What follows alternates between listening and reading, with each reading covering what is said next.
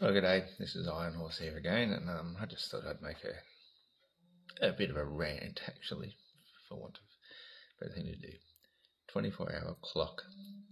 The 24-hour clock proves the flat Earth. The flat Earth model has a sun that goes around the equator 24 hours per day. That is how our model works. However,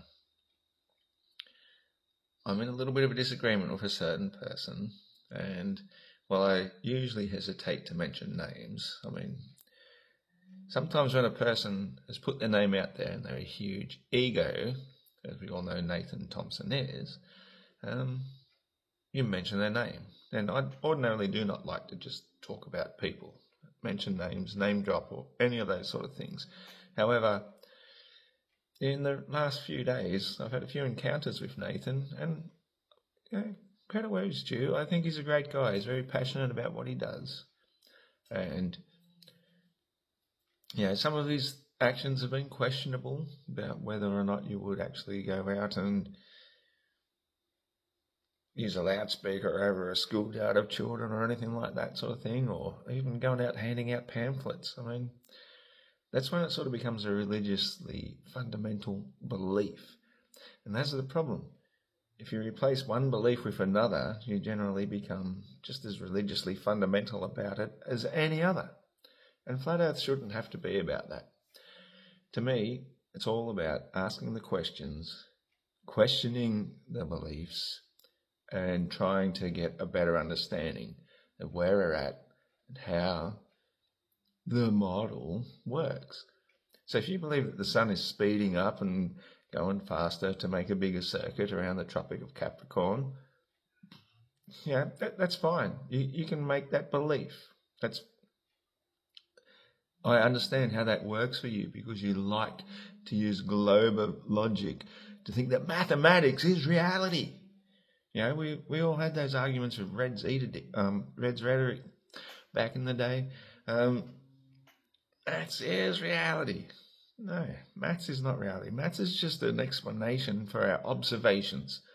So if you can come up with a model that matches the observations, it's a better model than the mathematical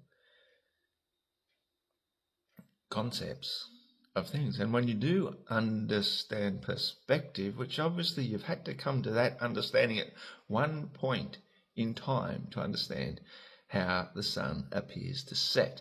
It makes that triangular line, just like I've got drawn, just like I've demonstrated there behind me. That is the apparent path of the sun that we see.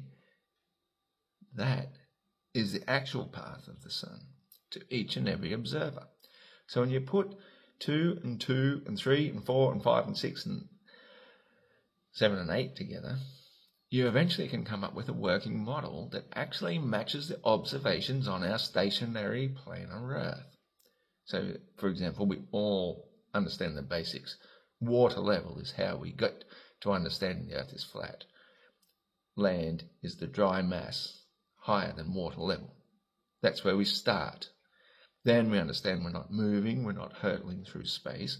We have a pressurized atmosphere as a result of the pressure gradient of the density of various gases. And this is what gives us our atmospheric layer, which reaches to about 12 to 14 miles high above the Earth, which works out to be about 65,000, 70,000 feet above. So when a pilot, if they ever get to more than double the height of the normal cruising range of a passenger airliner, they will reach the edge of space where the atmosphere ceases fluorescing. Now, this is the important part about the nature of light. It all works as a result of the solar radiant energy fluorescing the atmospheric gases that causes them to glow.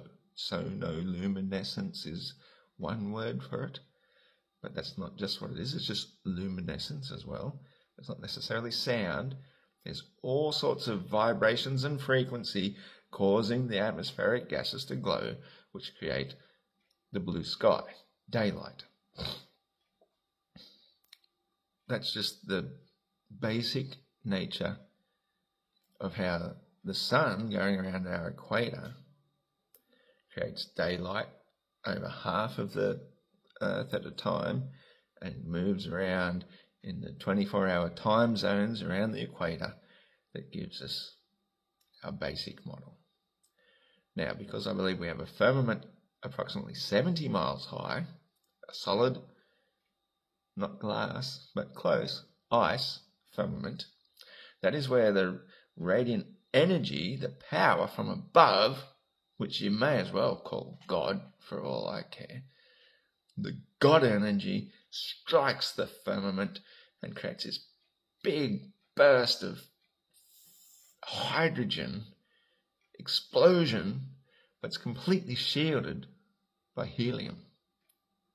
And the helium, which gives us the heliocentric model, is what shields it and protects us from it going off like a hydrogen bomb.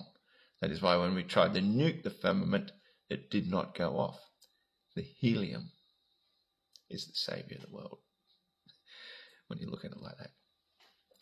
So that helium layer beneath the firmament is what the moon is floating around the beneath of. I know it's weird to think of something floating beneath, but that's how it works. The hydrogen layer, frozen, cold fusion causes the plasma light of the sun into the helium layer, and some of that reflects off of the physical moon, projects down into firmament B, the ozone layer, 12 to 14 miles high, where our atmospheric gases exist, and creates the apparition of the moon, which is fluorescing a completely different number of gases than what solar radiant energy does by itself. Hence why the moon is technically a shadow of itself, but it's a light shadow. It's a light projection instead of a dark projection like a shadow.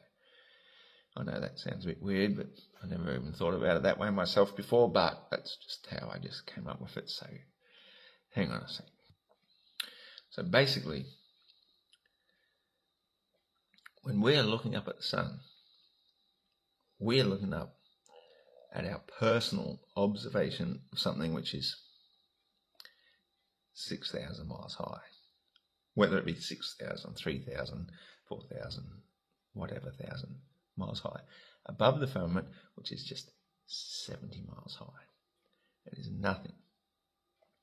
But the way it appears as it strikes through the firmament is how we're looking up to see it through there. And we're also seeing it up through the atmosphere. Each one of those things creates an apparent position of the sun. And that is why the most direct light coming from that apparition is what is going to create the most heat. Because it doesn't come from the sun. It comes from the light of the sun. Big difference. The sun causes the light, but as it's just like saying the electricity in the wires causes the light. Once it creates the reaction in the gases, that's what creates the light. And the heat becomes the byproduct, and the most direct light creates the most heat. So, as I've said, as the sun gets higher and higher, it will appear to make a smaller and smaller circuit due to perspective, creating more direct light in the centre, which creates the summer season in the north. And as it gets lower and lower, the more direct light creates the most direct heat, light through the atmosphere in the south. That is how our seasons work, without the sun ever having to change speed. So anyway, I'm not here to belittle you. I think, I just think you just need to step back occasionally and absorb some new knowledge. That's all it takes, bro. Anyway, we're all flat earthers. We're all here for the truth. I'll see you around.